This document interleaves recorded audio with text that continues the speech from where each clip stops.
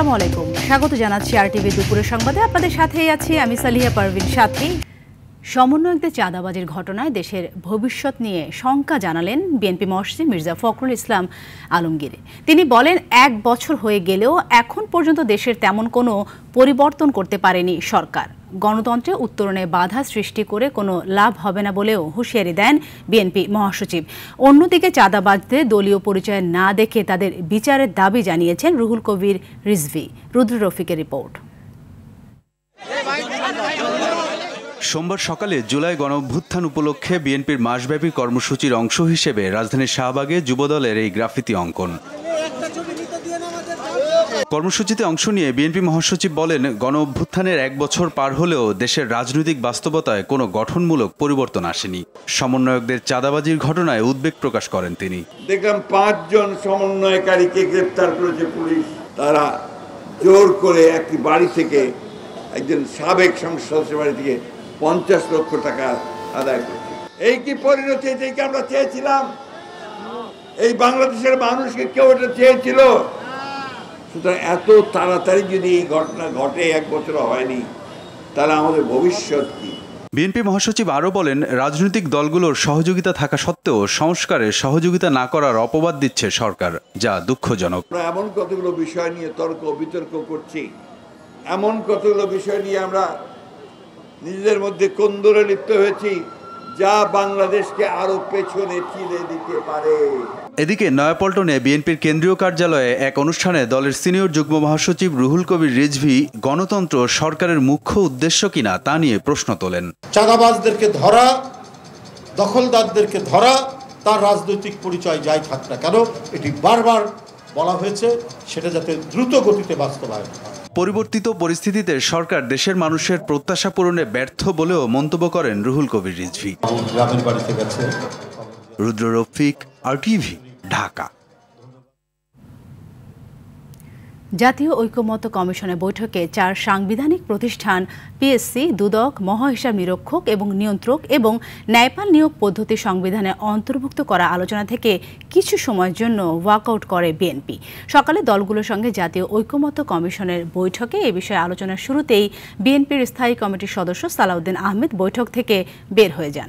দলটি আগেই বলেছিল এই বিষয়ে আলোচনায় তারা অংশ নেবে না। তবে কিছু সময় পর বিএনপির প্রতিনিধি দল আবার আলোচনায় যোগ দেয়। দুপুরে ফরেন সার্ভিস একাডেমিতে হঠাৎ করে জরুরি ফায়ার অ্যালার্ম বাজায় জাতীয় ঐকমত্য কমিশনের বৈঠক কিছু সময়ের জন্য মুলতবি করা হয়। নির্দিষ্ট সময়ে আবারও শুরু হয় আলোচনা। কমিশন সহসভাপতি অধ্যাপক ডক্টর আলী রিয়াজ বলেন, আলোচনা নিষ্পত্তি করে ঐকমত্যের বিষয়গুলো জাতীয় সনদে অন্তর্ভুক্ত করে দেশের আগামী দিনের পথরেখা করতে চাইছে জাতীয় ঐকমত্য কমিশন।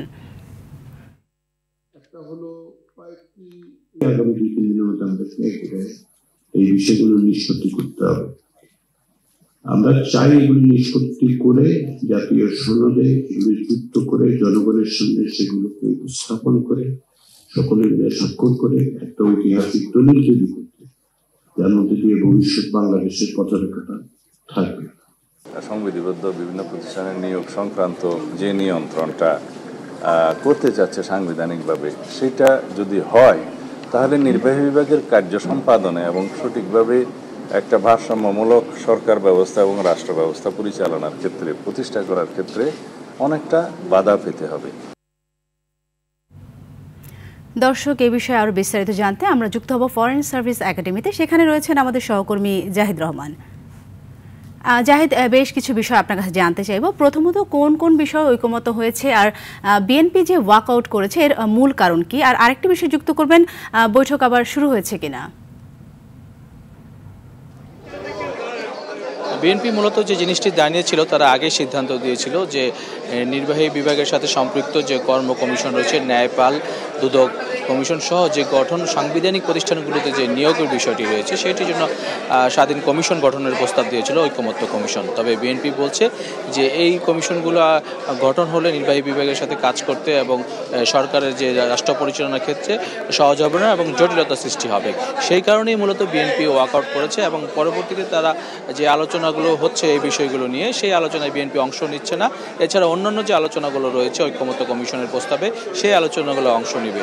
এছাড়া আমরা দেখতে পেয়েছি যে এখানে যে ঐক্যমত্য কমিশনের সহসভাপতি আলী রিয়াজ যেটি জানিয়েছেন যে যেহেতু সময় খুব সংক্ষিপ্ত এবং সেই যে বিষয়গুলো আলোচনা প্রায় শেষ পর্যায়ে রয়েছিল, অন্যান্য সময় যে আলোচনাগুলো হয়েছে এবং শেষ মুহূর্তে চূড়ান্ত সিদ্ধান্তে পৌঁছতে পারেনি, সেই বিষয়গুলো নিয়ে আলোচনা হচ্ছে। ইতিমধ্যেই 12টি বিষয়ে একমতে পৌঁছতে পারছে ঐক্যমত্য কমিশন এবং বাকি যে বিষয়গুলো রয়েছে সেগুলো নিয়ে আলোচনা হচ্ছে।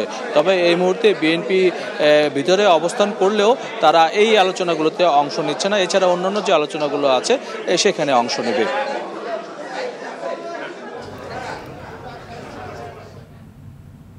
অসংখ্য ধন্যবাদ আপনাকে। জুলাই গণ অভ্যুত্থানে প্রথম শহীদ বেগম রোকেয়া বিশ্ববিদ্যালয়ের শিক্ষার্থী আবু সাইদ হত্যার ঘটনায় মানবতা বিরোধী অপরাধের মামলার অভিযোগ গঠনের শুনানি চলছে। বিচারপতি নজরুল ইসলাম চৌধুরীর নেতৃত্বাধীন 3 সদস্যের আন্তর্জাতিক অপরাধ tribunal 2-এ chief prosecutor Tajul Islam রাষ্ট্রপক্ষে শুনানি করছেন। এ মামলায় 30 আসামির মধ্যে গ্রেপ্তার 6 আসামিকে সকালে ট্রাইব্যুনালে হাজির করা হয়। পলাতক আসামির তালিকায় রোকেয়া বিশ্ববিদ্যালয়ের সাবেক ভিসি, রংপুরের সাবেক পুলিশ কমিশনার সহ বেশ কয়েকজন পুলিশ সদস্য, স্থানীয় আওয়ামী লীগ, ছাত্রলীগ ও যুবলীগের সদস্যরা রয়েছেন। এছাড়া গত বছরের 5 অগস্ট সাভারের আশুলিয়া 6 মরদেহ পোড়ানোর মামলায় সাভারের সাবেক এমপি সাইফুল ইসলাম সহ 8 আসামির পক্ষে রাষ্ট্রীয় খরচে আইনজীবী নিয়োগ দিয়েছে ট্রাইব্যুনাল। মামলার পরবর্তী শুনানি 7 অগস্ট। এদিকে লক্ষ্মীপুরে 4 অগস্ট সংঘটিত মানবতা বিরোধী অপরাধের মামলায় 3 আসামিকে গ্রেফতার দেখিয়ে কারাগারে পাঠানোর নির্দেশ দিয়েছে ট্রাইব্যুনাল। এ মামলার পরবর্তী শুনানি 28 সেপ্টেম্বর।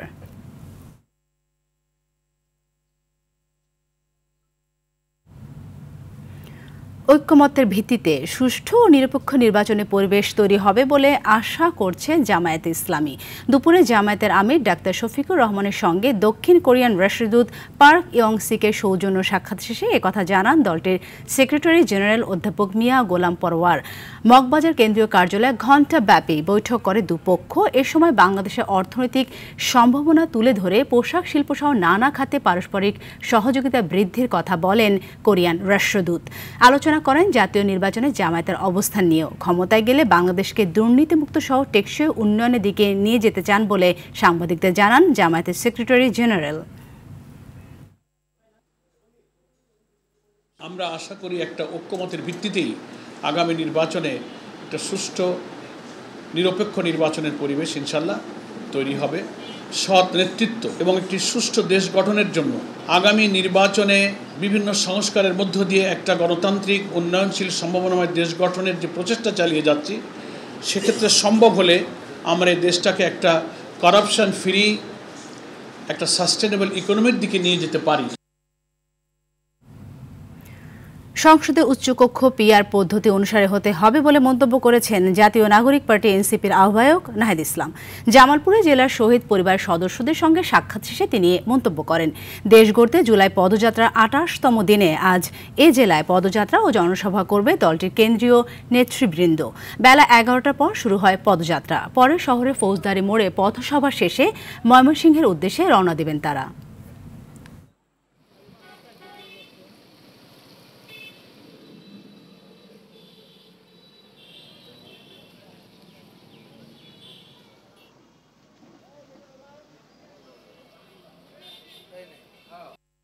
এটি প্রথম থেকে আলোচনা ছিল, বিএনপি সহ বিভিন্ন দলের প্রস্তাবনাতেও ছিল, কিন্তু আমরা বলেছিলাম যে উচ্চকক্ষটা ভোটের অনুপাতে হতে হবে, পিআর অনুসারে হতে হবে, এটা আসনের অনুসারে হওয়া যাবে না।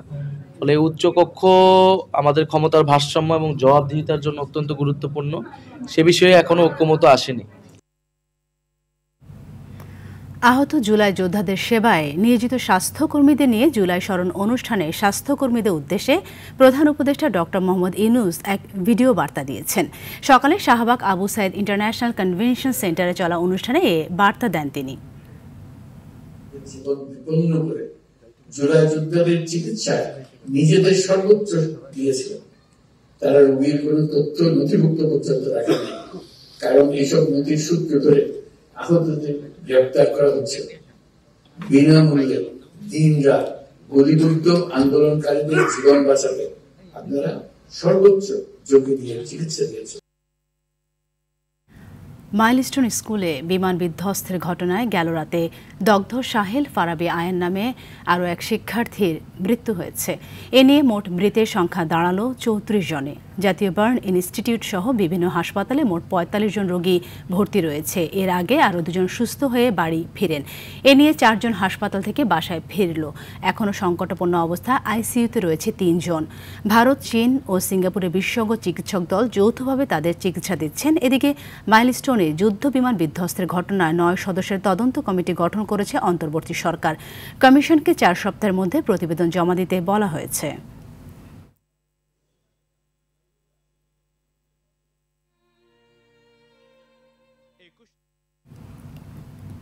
দর্শক, এ বিষয়ে বিস্তারিত জানাতে রাজধানীর জাতীয় বার্ন অ্যান্ড প্লাস্টিক সার্জারি ইনস্টিটিউটে রয়েছেন আমাদের সহকর্মী এআর বাদল।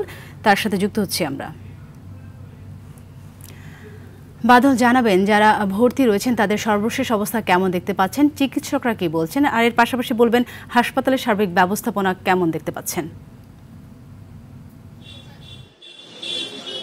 সাথী, শেষ প্রশ্ন দিয়ে শুরু করি। হাসপাতালের সার্বিক ব্যবস্থাপনা খুবই ভালো এবং যে চিকিৎসা চলছে এখানে বহিরাগত কাউকেই প্রবেশ করতে দেওয়া হচ্ছে না, যাতে করে যারা ভর্তি রয়েছেন তাদের কোনো রকম ইনফেকশন হয় বা চিকিৎসায় কোনো রকম সমস্যা হয়, সেই জন্য হাসপাতাল কর্তৃপক্ষ খুবই সচেতন রয়েছেন। এবং পাশাপাশি 2:30টার সময় একটি জরুরি পর্যালোচনা বৈঠক ডেকেছেন হাসপাতালটির জাতীয় বার্ন ও প্লাস্টিক সার্জারি ইনস্টিটিউটের পরিচালক।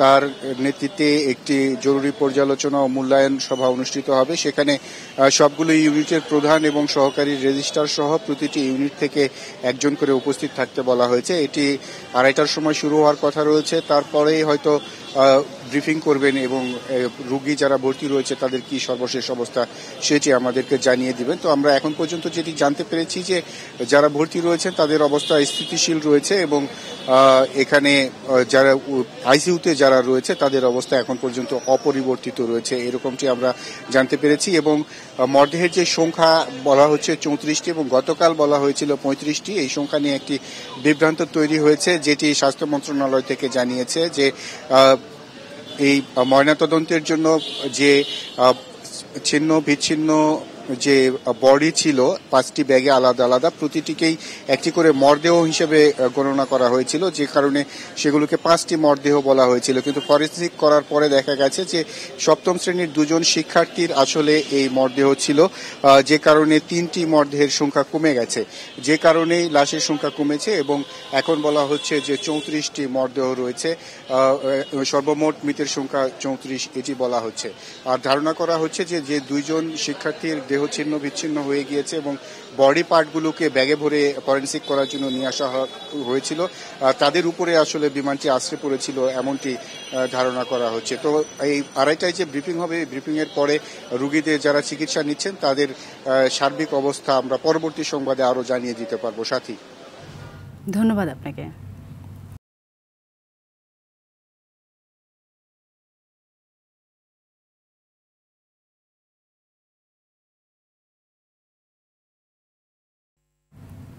জুলাই 2024 দুপুরে কোটা আন্দোলনের 6 সমন্বয়ককে নিরাপত্তা হেফাজতের নামে আটকে রাখা হয় ঢাকা মহানগর গোয়েন্দা কার্যালয়ে।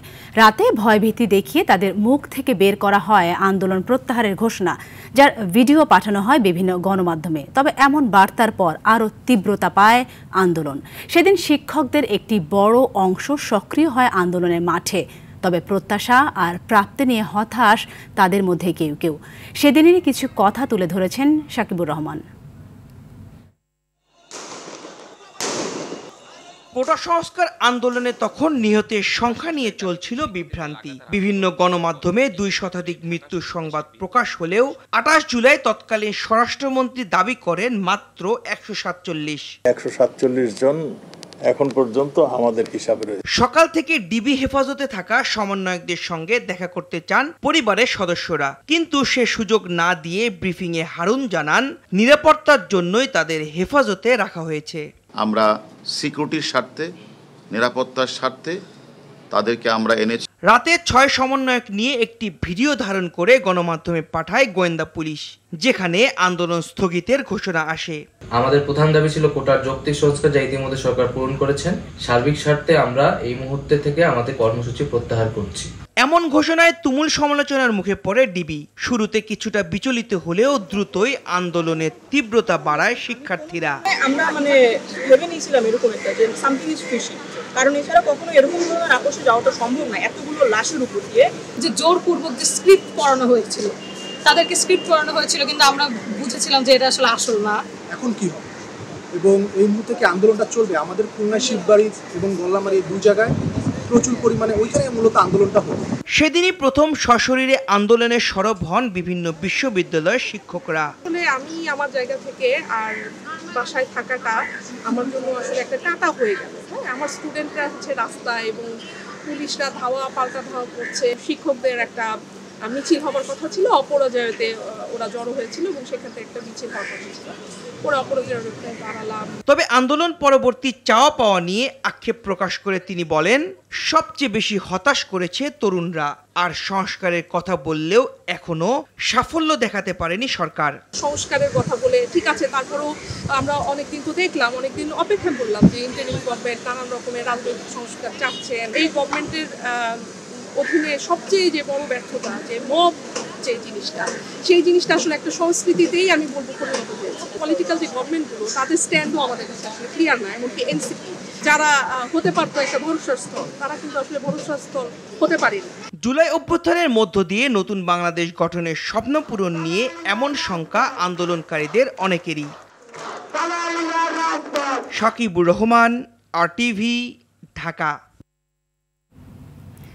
জুলাই অভ্যুত্থানে ছাত্র জনতাকে রাজপথে নামার নেপথ্যে ছিলেন রাজনৈতিক কর্মীরাও। মরণের ভয় উপেক্ষা করে বুক পেতে রুখে দাঁড়িয়ে কিংবা গেরিলা যোদ্ধার মতো লড়তে লড়তে প্রাণ দিয়েছেন অনেকেই। আন্দোলনের পেছনে কলকাঠি নাড়ছে সন্দেহেও গুম করা হয় ছাত্রদল নেতাকেও। এমন নানা আত্মত্যাগ আর রক্তে ভেজা বিরচিত গল্পই এনে দিয়েছিল সাফল্য। ছাত্রদল যুবদলের এমন কিছু সাহসী জুলাই যোদ্ধার খবর তুলে ধরেছেন মাইদুর রহমান রুবেল, সহযোগিতা করেছেন নাজমুল হুদা।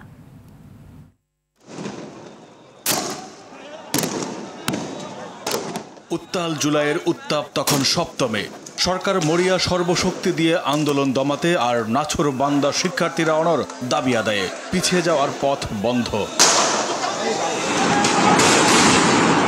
প্রচণ্ড গোলাগুলির মধ্যে ছুটে যাওয়া ছেলেটির নাম মোস্তাকিম আলম দীপু।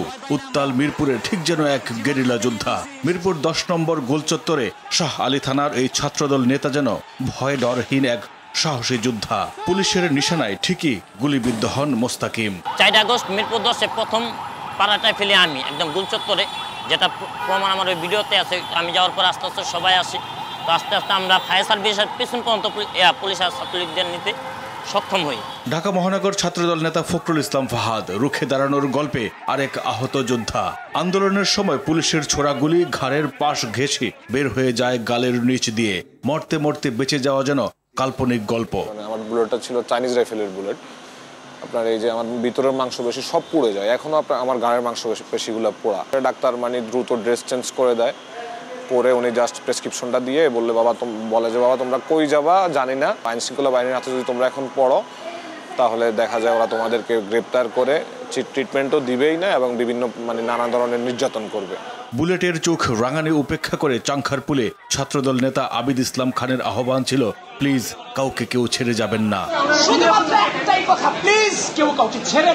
জিল্লুরের রক্তমাখা লাশকে সাক্ষী রেখে ওদিন কানাডিয়ান বিশ্ববিদ্যালয়ের সামনে থেকে গগনবিদারী স্লোগান উঠেছিল, দফা 1 দাবি 1 খুনি হাসিনার পদত্যাগ। ওইখানে আর অন্য কোনো স্লোগান উচ্চারিত হয় নাই। ঢাকা কলেজ ছাত্রদলের সহসভাপতি আতিকুর রহমান রাসেল জানান তার ভয়ঙ্কর অভিজ্ঞতার কথা। আন্দোলনে অর্থের যোগানদাতা ও নির্দেশদাতাকে তা জানতে গুম করে চালানো হয় নির্যাতন। একের পর এক ভাই আসে, জিজ্ঞেস করে, টর্চার করে। আমার এখন অনেক প্রচুর ইনজুর আছে, এখনো আঙ্গুল সোজা হয় না, নাকে প্রবলেম আছে। আমি এই হাত দিয়ে এখনো কোনো কাজ করি না। ক্ষুধার যন্ত্রণায় অনেক কাতরাইতাম, অনেক কান্নাকাটি করতাম। খাবার দিত, আমার পরনে লুঙ্গি থাকতো না, ঠিকমতো পরে যেত গা, ক্ষুধার যন্ত্রণায় প্রচুর পরিমাণ কষ্ট দিত। ঢাকার উপকণ্ঠে নারায়ণগঞ্জ ছিল আন্দোলনের আরেক হটস্পট। জীবন বাজি রেখে ফেসিবাদী সরকারের ক্যাডার ও আইনশৃঙ্খলা বাহিনীর সদস্যদের বিরুদ্ধে লড়াটাও ছিল চ্যালেঞ্জের। আমাদের নেতা কর্মীরা যখন ঐক্যবদ্ধ আমরা যখন রাজপথে নামি, আমাদের দেখা দেখি আপনার আশেপাশে যে সাধারণ মানুষ ছিলেন, ডাক্তার, ইঞ্জিনিয়ার, শ্রমিক, সকল নেতাকর্মীরা এই জুলাই আন্দোলনে তারা ঝাঁপিয়ে পড়েছিলেন আমাদের ডাক। জুলাই অভ্যুত্থানে অসংখ্য নেতাকর্মী নিহত হয়েছে বিএনপির, পাশাপাশি নতুন জীবন পেয়েছেন ফাহাদ, রনির মতো আরো অনেকেই। বহু আহত এখনো বয়ে বেড়াচ্ছেন দগদগে ভীতিকর নানান স্মৃতি, যাদের সাহস আর ত্যাগের বিনিময়ে অর্জিত হয়েছে বিজয়। মাইদুর রহমান রুবেল, আরটিভি, ঢাকা। দর্শক, এ পর্যায়ে নিচ্ছি হাইসেন্স সংবাদ বিরতি। ফিরে এসে আরো যা থাকছে।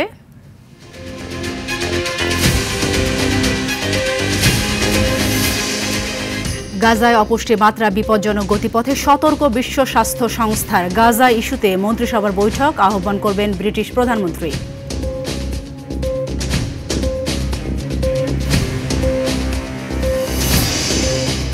এবং অনূর্ধ্ব-19 ত্রিদেশীয় ওয়ানডে সিরিজে নিজেদের দ্বিতীয় ম্যাচে জিম্বাবুয়ের বিপক্ষে লড়ছে বাংলাদেশ।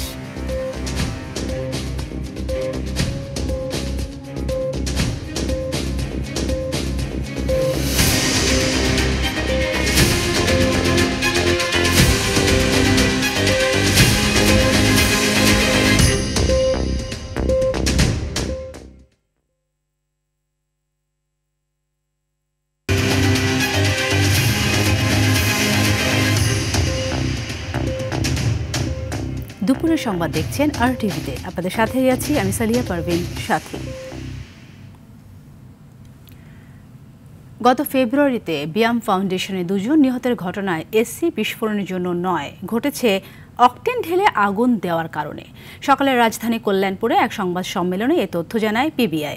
এই ঘটনায় 2 জনকে গ্রেফতার করেছে পুলিশ। বিয়াম ফাউন্ডেশন সমিতির কোটি কোটি টাকার হিসাব গরমিল দেখে দলিল লুকাতে এই চক্রটি আগুন দেওয়ার পরিকল্পনা করে। এর সাথে জড়িত ছিলেন সমিতির প্রশাসনিক কর্মকর্তা জাহেদুল ইসলাম। তার সহযোগী আশরাফুল ইসলাম সিসিটিভি ক্যামেরায় ভাঙচুরের সূত্র ধরে এই ঘটনার প্রাথমিক তদন্ত করে পিবিআই।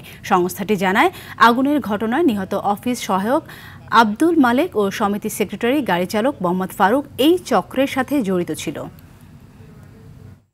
দুপুরের সংবাদ এ পর্যন্ত। জেলা সংবাদ বিকেল 4:45টায় দেখার আমন্ত্রণ রইল। ধন্যবাদ সবাইকে।